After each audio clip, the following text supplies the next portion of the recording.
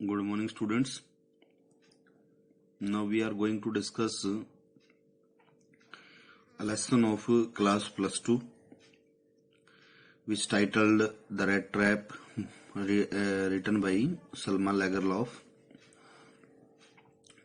A rat trap peddler went around selling small rat traps.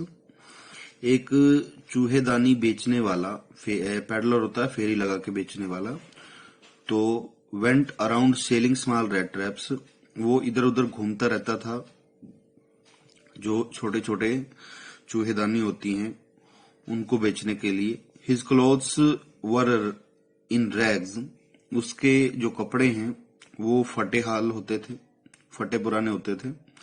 His chicks वर होलो, उसके गाल जो हैं वो खोखले होते थे, होलो होता है खोखला। He had the look of A starved man, वो एक बिल्कुल भूखा व्यक्ति जो है प्रतीत होता था या दिखाई देता था।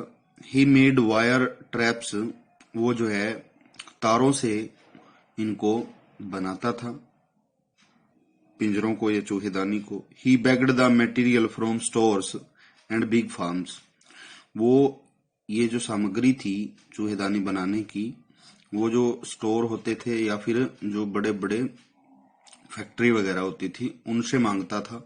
Sometime he resorted to begging, कई बार तो उसको भीख भी मांगनी पड़ती थी। And a little stealing to survive, और जीवन जीने के लिए जो है उसको कई बार चोरी भी करनी पड़ती थी। The world had never been kind to him, जो संसार है वो उसके प्रति दयालु नहीं था। He had no home no shelter, उसका कोई घर नहीं था, कोई शरण के लिए स्थान नहीं था। The peddler led a lonely life, जो ये फेरी वाला था वो बिल्कुल ही अकेलेपन का जीवन जो है वो जी रहा था। One day while he was thinking about his red traps, एक दिन जब वो अपने इन चूहेदानियों के बारे में सोच रहा था, एन आइडिया स्ट्रक हिम, एक विचार उसको आया। ही thought that the world itself was a red trap, उसने सोचा कि जो संसार है वो खुद एक चूहेदानी की तरह है। As soon as anybody touched it, कि जैसे ही कोई भी इसको छूता है, the trap closed on them, जो पिंजरा है वो उसके ऊपर बंद हो जाता है।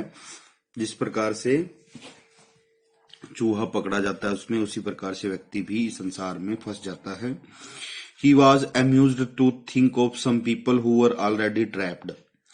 वो ये सोचकर खुश हुआ कि कुछ लोग जो हैं इसमें वो पहले ही फंस चुके हैं। Some other who were trying to reach the bait in the trap.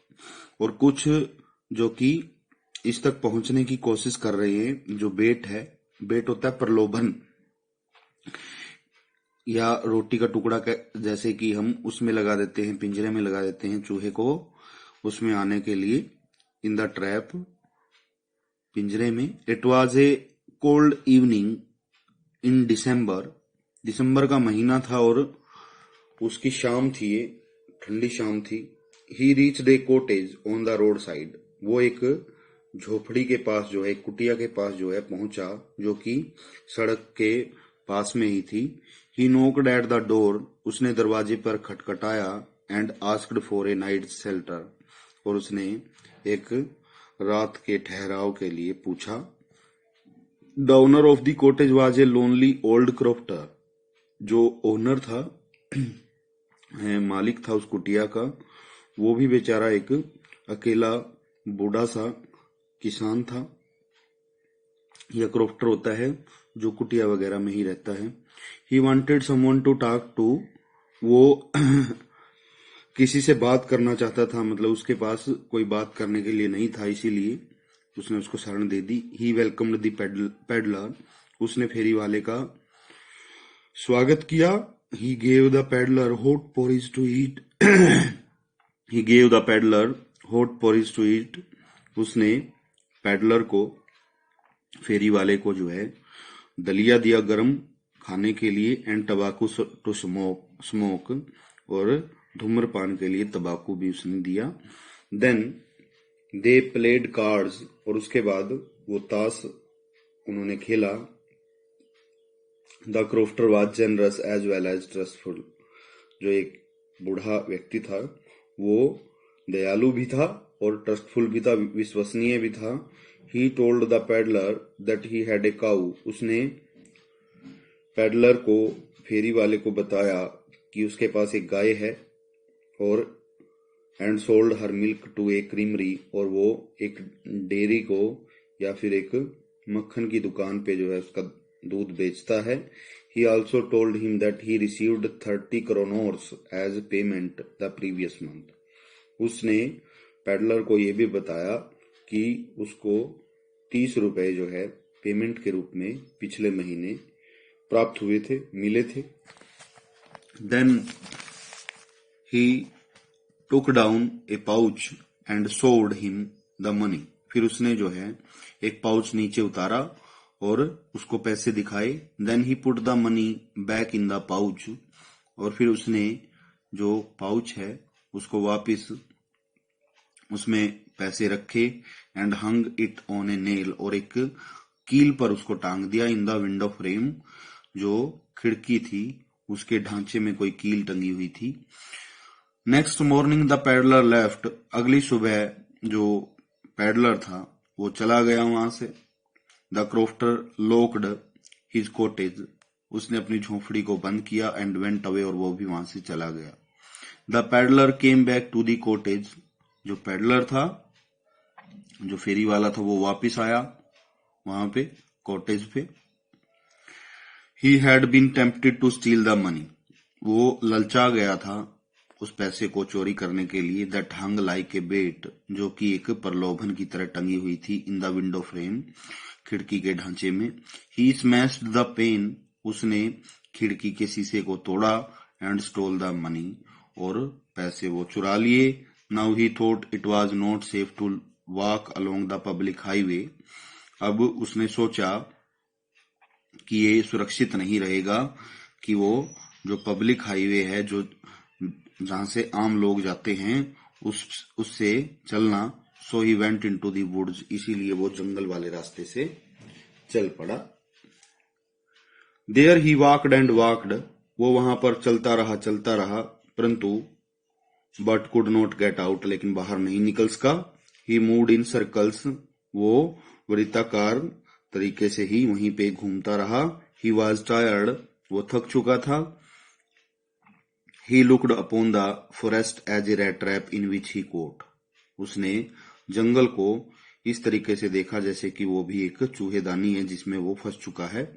He thought his and was near. उसने सोचा कि उसका अंत जो है नजदीक था। ही ले डाउन टू डाई, और वो मरने के लिए लेट गया। After a while he heard regular thumping of A hammer strokes. तो कुछ ही समय के पश्चात जो है उसको निरंतर धमाकेदार आवाज जो है एक हथौड़ी के प्रहार की वो सुनाई दे रही थी। He knew the sound was coming from Ramsjo iron works. वो जानता था कि जो आवाज है वो रैमजो, कोई लोहे का कारखाना था, वहां से आ रही थी। रैमजो नाम था उसका। He stood up. वो खड़ा हो गया। He stood up. वो खड़ा हो गया और and walked in the direction of the sound. और उस दिशा में चलने लगा जहां से आवाज आ रही थी। He opened the gate of the iron works and went into the forge. उसने दरवाजा खोला मील का। And went into the forge, और जहां पे मिस्त्री काम कर रहे थे, फोर्ज होता है मिस्त्री खाना, वहां पे वो चला गया। The owner came on his Knightley rounds. जो मालिक था, मील का मालिक, जैसे रात का दौरा जो होता है उसके लिए वो आया। And noticed the ragged wretch near the furnace. और उसने देखा या ध्यान दिया कि कोई फटे पुराने कपड़ों में जो है वो लिपटा हुआ भट्टी के किनारे या भट्टी के नजदीक जो है वो पड़ा है, पसरा हुआ है। The iron master looked intently at the peddlers face.